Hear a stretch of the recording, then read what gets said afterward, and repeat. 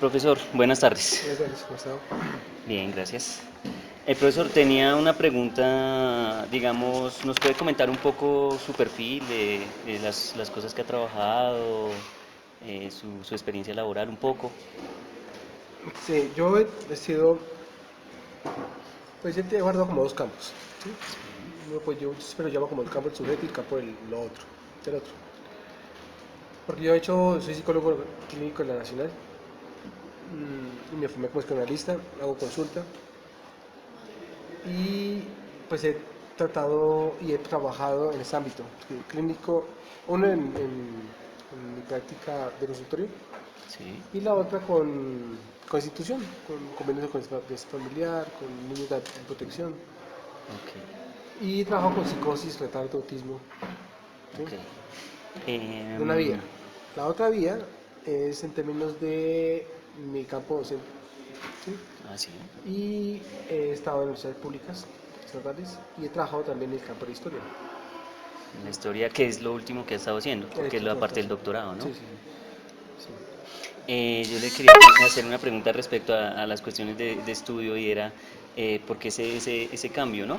O bueno, no sé qué tan distante sea el cambio, ¿no? De la psicología, luego tengo entendido que es una maestría en estudios como de ciencias sociales Mm. y luego salta a la historia en el doctorado. Realmente no son cambios, es una pregunta. Yo por eso decía en la charla que el fenómeno a uno lo lleva de una parte y hace uso de conceptos de otros campos. Yo considero que, digamos, que la psicología, digamos, es en sí misma social, digamos, ¿sí? E histórica. Sí, O sea, yo no divido la prehistoria del campo de lo psíquico, sino el sujeto se relaciona con la mamá, con el padre, y con la historia, ¿sí? Y la manera como se relaciona con lo social y cómo toma determinaciones dentro de lo social.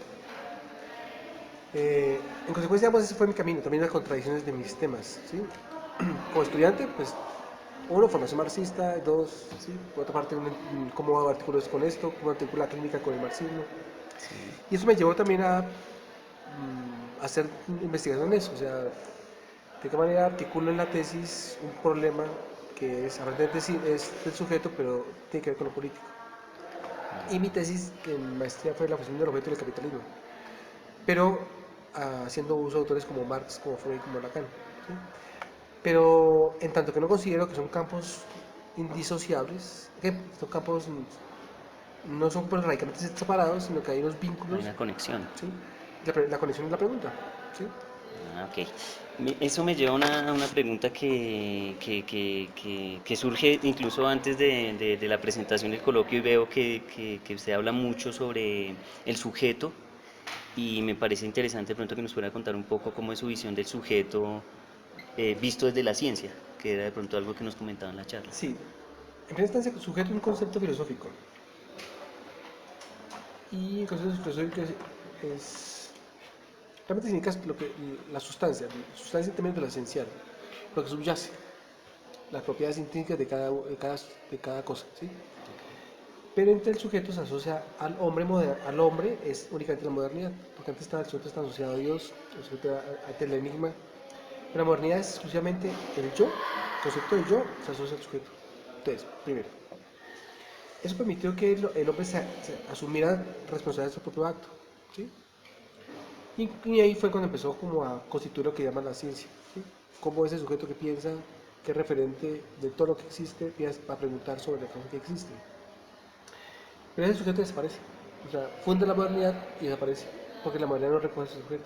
Es el sujeto lo singular, el sujeto que se angustia, prácticamente la ciencia lo rechaza. ¿Sí? Porque la angustia ni la nada son objetivables. ¿Sí? Sí, ok, ok. Entonces la ciencia lo que hace es rechazar el sujeto. El sujeto es lo singular, ¿no? Y ese sujeto, si lo toma como la conducta. ¿Sí? La que se puede observar, se puede verificar, lo que hace la psicología. O en el marco de lo comprensible, que es la conciencia, los afectos, sí, todo lo que es comprensible, pero en el marco de lo universal, no lo singular. Pero entonces ahí me surge una pregunta y es, profesor, respecto a la objetividad de la ciencia, ¿ese realmente puede ser uno de los problemas de la ciencia? ¿Tomar ese carácter? El concepto depende cómo se construye que es el objeto. Porque el objeto que lo decía, perdón, que le decía en la charla, ¿sí? No lo desarrollé, pero es una discusión que hay entre Kant y Augusto Comte. Kant plantea que sí, hay una suerte de cosa en sí, una causa en sí que no se puede tomar, no se puede coger directamente y que se apela al pensamiento para pensarla, ¿sí? Pero entonces dice Kant, hay una relación de sujeto y objeto en tanto lo que yo razono se relaciona con las cosas que se pueden verificar, comprobar, las causas explicativas, ¿entiendes? Las cosas que se pueden ver, mientras que las cosas internas no son indiscernibles. Hasta ahí Kant, digamos, es en la relación. Pero Augusto Conte lo que hace es decir el sujeto de la filosofía no existe, eso es metafísico, eso es religioso y lo saca. Pero ¿qué sujeto? Sujeto es ser consciente, ser razonable, hacer uso de su responsabilidad sin la decisión del otro. Eso es el hombre moderno, o sea, que piensa, razona y hace sociedad. Sí. Cuando los positivistas toman el hombre, lo toman como un organismo que se adapta. Porque la conciencia no se puede comprobar, porque la razón no se puede comprobar. ¿Sí? En consecuencia, la historia queda inexplicada. Entonces, cuando se funda la sociología, la psicología, la etnología, la exigencia es que sea objetivable, sin cualidades y sin causas comprensivas. Entonces, Ah, ok. el asunto no es la ciencia, el asunto es la ciencia positiva, que está extendida. Maestro, y una pregunta. Bueno, de alguna vez yo lo oía, no sé si está equivocado, que respecto a, se me olvida el nombre ahorita, este filósofo que dice que Dios ha muerto, Nietzsche. Nietzsche, ¿no? Nietzsche. Está haciendo referencia a lo que su merced nos contaba, que es de que ya el hombre ha dejado de lado a Dios para empezar Sí, a... pero eso es la modernidad, toda la modernidad, de Descartes. desde Descartes no Descartes. logra deshacerse de eso, o sea, Descartes cuando dice yo luego soy, él considera que el pensamiento tan perfecto que tiene el hombre fue hecho por una deidad, ¿sí? Pero ya Kant, Hegel y todos otros, ¿sí? Plantean que ese Dios es un concepto, ¿sí? Es decir, que no es una deidad que determine, una causa filosófica.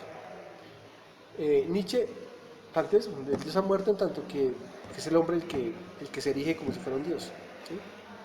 Sí, Y es la modernidad, ¿sí? sí, esa Entonces, por ejemplo, hablando del sujeto, la ciencia no cuestiona ningún sujeto, no hay sujeto, ¿sí? Porque el sujeto, para que sea científico, debe ser objetivable. ok, El sujeto se entrampa, claro, entiendo. ¿sí? Sí, sí, sí, Y maestro. para que sea objetivable, debe ser comparable con lo universal. Entonces pierde su Ok, singularidad. ya. Sí, esa pregunta era algo que me surgió bien interesante. Tenía otra pregunta. Bueno, esta es una pregunta que me surgió mientras revisaba su perfil y era lo del psicoanálisis, ¿no? Porque realmente, digamos, he oído, he escuchado, algunas veces he leído que el psicoanálisis no es tomado como ciencia. ¿Su merced qué piensa al respecto de eso? Por eso, ahí te respondo casi de las mismas ejes. Mira. La ciencia es un saber de lo real. O sea, la ciencia es una teoría de lo real. Es decir, construye saber sobre lo enigmático, en términos generales. Pero la ciencia moderna define que la teoría de lo real debe pasar por lo objetivable. Y lo objetivable implica que sea, no solo que está al frente, sino que sea comparable con las leyes universales o con lo comparable de la historia. Entonces, lo singular del evento, del acontecimiento, para ser objetivable debe ser comparado. Entonces, ¿Vale? la conciencia puede comparar con otra conciencia o la conducta con otra conducta. El consciente no puede ser comparable con el inconsciente. Entonces, el psicoanálisis descubre el inconsciente, pero las causas mismas del inconsciente son singulares, pertenecen a la historia del sujeto. ¿Sí? Se puede pasar en fenómenos, se puede pasar en los síntomas, pero las causas son disímiles. ¿Sí? Los sueños no hay un diccionario de sueños que diga lo universal del sueño, sino que son restos de una manera particular que el hombre construye historia. En consecuencia, aparece el problema. Es decir, bueno, la psicoanálisis es una ciencia, es un saber, sí, científico también. Está la rigurosidad de la clínica de Freud y la cuestión de la teoría alrededor de esa clínica. ¿Sí? Pero hay un problema. Es lo singular no tiene carácter objetivable en tanto que, primero, no se observa el sujeto, sino se escucha. ¿Sí? O sea, no se observa ya, ¿sí? Claro, Uno, claro. dos, se escucha. Y la otra es que eso singular que aparece no tiene carácter universal, o sea, no se puede comparar con otros inconscientes. Ah, Entonces, Lacan plantea el problema. Dice, bueno, la modernidad exige a la ciencia que sea objetivable y universal. El psicoanálisis debería tener una práctica, tiene una teoría, tiene una técnica, tiene, etcétera, pero la ciencia no acepta lo singular. O sea, en ningún campo existe lo singular. Y lo singular entra como excepción, no es su propia lógica. ¿Sí? Que sí, o sea, rompe lo que el profesor comentaba de que haya como una ley, una cosa que se Sí, repita sí, constantemente para constantemente, todos sí. igual. En cambio, el caos es inexplicable para la ciencia porque no se puede comparar, no se puede comparar para alcanzar un saber. ¿Sí? Claro, claro, no hay Entonces, lo contraste. singular, todo eso raro, no habitual, permanece inexplicado porque no se investiga, porque no se puede comparar. ¿Sí? Ah, ok, Entonces, inconsciente, el hombre, el psicoanalista convoca al sujeto que hable, y al hablar, el inconsciente va a aparecer. Y ese acontecimiento del inconsciente, el sujeto lo ordena porque es lo que le está creando malestar. Cuando ordena eso, el malestar desaparece. ¿Sí? Pero parece un saber extra que el sujeto averigua que le compete, o sea, la preocupación le compete a él, a nadie más. ¿Sí? ok. Maestro, tenía otra pregunta. De pronto ya cambiando un poco de línea y es, y creo que lo hablamos un poquito, y era cómo ve usted la ciencia como un saber un poco religioso, No, dogmático. no, es la actitud del científico de la ciencia. La ciencia es una cosa muy chévere, la ciencia introduce enigmas, preguntas, eso es una raquera, la diferencia de la religión, porque la religión establece una verdad y tapa todo enigma. Es la actitud del científico con la ciencia, ¿sí? ¿Qué Porque la pasa? ciencia se convierte en un todo saber y no deja que la ciencia, digamos, o no deja que el mundo hable de sus enigmas, ¿sí? La ciencia lo permite, pero el científico, cuando apela a la explicación, lo que hace es convocar, ¿sí?, la verdad ya establecida por la ciencia. Entonces no permite que, digamos, que la pregunta no funcione, entonces se convierte en dogma. Cuando se convierte en un conjunto de representación, cuando la realidad se convierte en un conjunto de representación, cuando la verdad se convierte en ideología, dogma. ¿Sí? No, la ciencia en sí misma no es dogmática, la ciencia es un saber que se construye permanentemente, un enigma y se construye un saber. ¿Sí? El científico es el que hace preguntas. En consecuencia, son preguntas suyas que competen a su existencia o a la pregunta del universo. El científico está en la posición de preguntar al universo, está bien, eso no está mal. El asunto es que ante una pregunta que desborde el saber científico, el científico apele a la verdad como a la ciencia como verdad sin indagar más allá del saber mismo de la ciencia. Ahí se convierte en dogma. Sí, ok. Y maestro, ¿y eso de pronto podría estar asociado un poco al método? Es decir, como el método científico tiene No, una rigurosidad. no, el método científico es un camino, como te he explicado, un camino. O sea, el método científico lo que hace es, a partir de unos fundamentos teóricos extraídos de la realidad, el científico separa, lo que se llama el estado de la cuestión. ¿Sí? Y él lo que hace es interpretar eso enigmático con eso, con la hipótesis. ¿Sí? Y él construye un camino para tratar de develar eso. Mediante ese método, ese camino,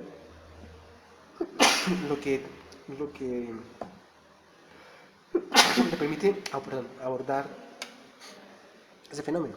El problema es que el fenómeno desborde el arsenal teórico que él tiene. Claro, claro. ¿Sí?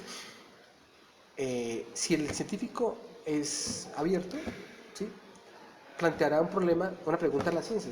Este arsenal no es suficiente. En ese ¿Qué momento parece podemos que hacer? sigue, ¿sí? Pero cuando dice, no, es que este arsenal es suficiente para explicar ese fenómeno y no se mueve ahí, lo cierra.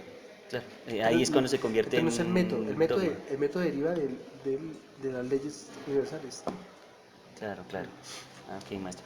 Una pregunta, otra vez haciendo un poco de cambio de dirección y es, eh, por qué César, César Herreño, que organiza el coloquio, sintió la necesidad, o cree usted que sintió la necesidad No sé, de que usted hablara ahí? no sé, yo creo que es más una inquietud que hay cuando nos reunimos con Julio a hablar. Entonces, hablamos, convocamos físicos, científicos y hablamos sobre eso y introducimos una pregunta sobre el tema epistemológico sobre eso. ¿Sí? Yo creo que César en un momento determinado nos escuchó y entonces me invitó. Y yo creo que más bien la inquietud epistemológica de la física. ¿Sí? Sí, sí, claro. Me parece importante eso, porque a mi juicio el problema de la física es un problema ontológico. ¿Sí? La inquietud del científico es la que genera preguntas para el universo. Pero lo que el universo no arroja, ¿sí?, se puede preguntar hacia adentro, ¿sí? ¿Qué es lo que no arroja el saber del sujeto? ¿Por qué el científico no pregunta sobre su existencia? ¿Sí? esa dimensión del científico que a la saga, ¿sí? Que al objetivo, pero la saga, el padecimiento del sujeto, ¿sí? Mm, La ok. singularidad de Einstein, la singularidad de Newton, esa historia que puede ser muy turbulenta, es lo de menos. Y Se queda. precisamente es ahí la que parte la pregunta, ¿sí? Ahí es la vorágine de la cosa. Exacto. Y es ahí donde emerge la física. La física no es el universo, sino la inquietud del hombre frente a lo que él no descifra de él, lo descifra del universo. Claro, ok. Me pareció algo interesante que el profesor mencionaba en la charla y es la no linealidad del tiempo histórico, es decir, que los eventos históricos no son como a veces nos los cuentan, que es una secuencia una tras otra, sino que hay eventos que se Sí. conectan otros con otros. ¿Cómo es eso? Sí, los movimientos del pensamiento son los movimientos de los de sociedades o clases sociales, ¿sí? Que se disputan, ¿sí? Algo concreto que la Tierra. Y eso genera movimientos teóricos e históricos. Anticipación y retroacción, es decir, hay procesos, por ejemplo, Espartaco. Espartaco se organizó, no ganó la guerra y se sofocó y se olvidó la historia. Los que han ganado la guerra han logrado mover el pensamiento, ¿sí? Porque lo han acomodado a los intereses propios. Y no es lineal porque son un cúmulo de acontecimientos que permiten que las cosas se efectúen Sí. o se hagan, ¿sí? Por tanto, no es una consecuencia lineal, sino son consecuencias incluso que son acontecimientos que derivan de las coyunturas, ni siquiera vienen desde atrás, ¿sí? Entonces, digamos, la historia no podría, las causas de la historia no podrían responder a esos acontecimientos que no tienen que ver con, hay acontecimientos que no precisamente tienen la lógica en lo que viene, son acontecimientos que derivan del azar, digamos, si quieren, ¿sí? Ah, Que ok, cambian. sí. Entonces, por ejemplo, son anticipaciones, descarte importante, pero porque la burguesía ganó. Si la burguesía no gana, Descartes no hubiera contado no ha la contado, historia. ¿sí? Entonces, es como Galileo. Galileo es un escolástico y lo critican como si fuera un científico, no era escolástico, no podía ser escolástico porque es su época y era escolástico, más un doctor que entraba a las librerías, bibliotecas de los monasterios, donde se apaga. Los únicos que podían entrar a los monasterios, perdón, las bibliotecas de los monasterios y las universidades eran los doctores escolásticos. Sí, Y él entra ahí, no podía haber un físico matemático porque la física matemática aparece entre Galileo y Newton. sí, claro. Entonces, no es posible la física matemática, no es posible, ¿sí? Ok. Y la caída de los cuerpos no es posible, o sea, queda coja porque la ley de gravedad no aparece todavía, ¿sí? Sí, sí, sí. Entonces Galileo, digamos, es importante para la ciencia, pero de manera retroactiva. Es decir, si la Revolución Francesa no triunfa, no se hace la relación entre Galileo y Newton, ¿sí? Ah, ok, ok. Entonces, el hombre moderno ve su historia hacia atrás y ordena la historia desde la concepción misma del lugar donde lo lee. Claro, claro. O sea, los eventos, digamos, a posteriori pueden meter o Cambiar. conectar eventos que estuvieron antes que no se Sí, percibían como exacto. relevantes, Sí, hacerlos escogen. relevantes. Sí. Interesante eso. Cuando yo decía el mal renacimiento es que el arte no renacieron, porque el arte gótico es riquísimo. Entonces no nacieron como la burguesía los concibió. ¿Sí? Entonces hablan de renacimiento porque es el renacimiento de la burguesía que triunfa. ¿Sí? Sí, De hecho, el elemento renacentista es burgués, comerciantes, Kant es hijo de comerciantes, Descartes hijo de comerciantes. ¿Sí? sí, sí. Y, y cuando leen la historia dicen, claro, la escolástica está con una verdad histórica que es bíblica, escolástica, y la historia de los griegos desapareció. Entonces, ¿quién los burgueses? Hay una historia, la reconocen. Entonces, pero La con los retoman. filósofos, pero no cogen a los presocráticos, no cogen a Heráclito, no cogen a Anaximandro, Ah, cogen Tales, a, todos esos, sí. cogen a Platón y Y Aristóteles. ¿Sí? Aristóteles. Entonces, la modernidad se hizo con Platón y Aristóteles porque la burguesía ordenó su pensamiento a partir de ellos. Ok. Eso está chévere y ahí me surgirían más preguntas, pero pues bueno. Quería preguntarle, profesor, ¿cómo considera usted cuál es el aporte que tiene, digamos, estos pensamientos, estas ideas a los chicos, a los estudiantes de licenciatura en física? ¿Cuáles ideas? Las que yo pongo, Sí, las ideas que expone usted en su presentación. la idea de, digamos, de esta charla es prácticamente lo que yo hago en clase. Es que el estudiante sepa dónde está. Uno, que se reconozca como moderno, que, que se reconozca como sujeto y entiende estructuralmente la época que habita, ¿sí? Y las insuficiencias de esa época. ¿Sí? Toda época es insuficiente, toda época es insuficiente. Por tanto, cuando se pone lo obvio como algo que se puede cuestionar, me parece que el estudiante eh, logra discernir una estructura de lo que sabe. Entonces, plantea eso de las constantes para una regla, no es que las reglas no son axiomas quietos, sino las reglas derivan de la realidad, ¿sí? Y yo explico cómo se origina la ley y la regla. Para que las reglas que uno enseña en bachillerato no sean esas cosas como aprendidas de memoria y que el estudiante, digamos, encuentre una lógica y que evidentemente cuando aprende estos contenidos entiende que hay una lógica que funciona, un tipo de lógica de la modernidad que funciona en la misma vida suya. Ah, ok. Entonces lo que yo pretendo con esto es, uno, re- redundar en la epistemología, porque la epistemología prácticamente se olvidó, ¿sí? Y no para sustentar la ciencia moderna, sino para entender que la epistemología da cuenta de pensamientos que han determinado la historia y que no son iguales a la modernidad. ¿Sí? Ok. Porque es que nosotros los modernos tratamos peyorativamente todo lo que no es modernidad. ¿Sí? Entonces, que el oscurantismo, la medida es oscurantista, entonces nos rebaja la potencia creativa de cada época. Pero los autores que yo convoco son autores que dicen que es menester para entender una época, entender la estructura científica de la época, la estructura religiosa de la época y el pensamiento filosófico de la época.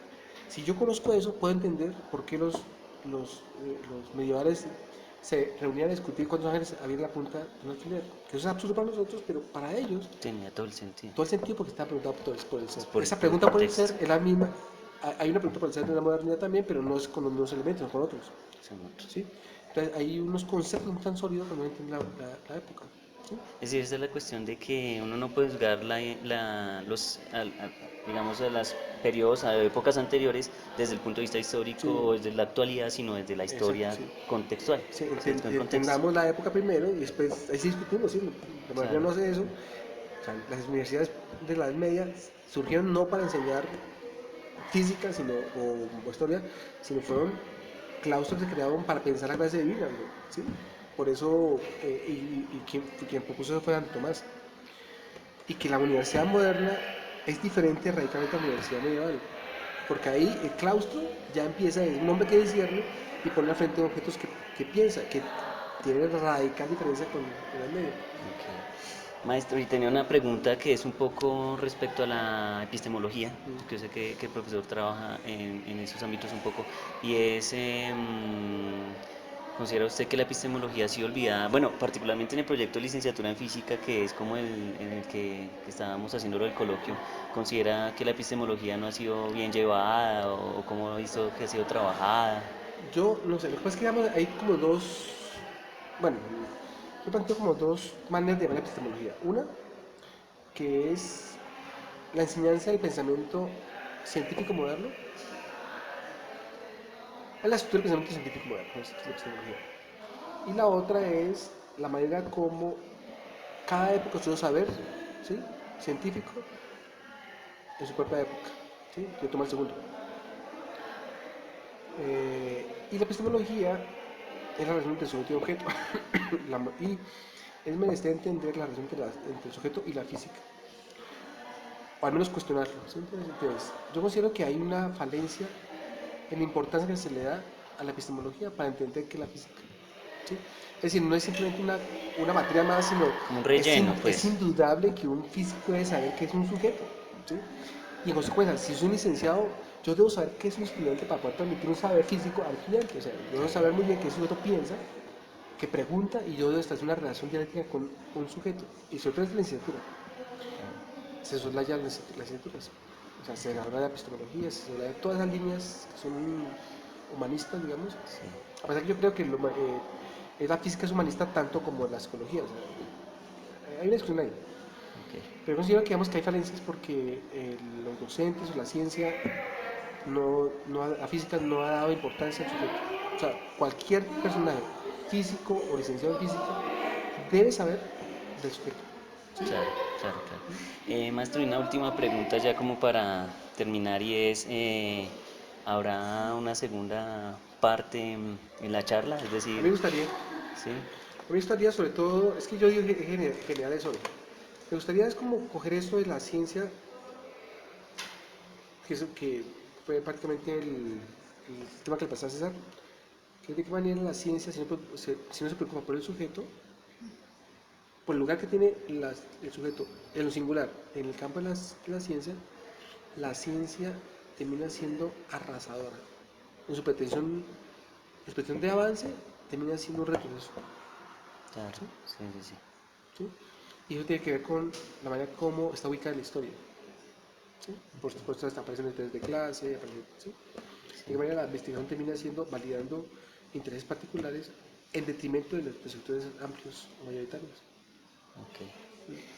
Listo, maestro, pues le agradezco mucho su No, tiempo. a ti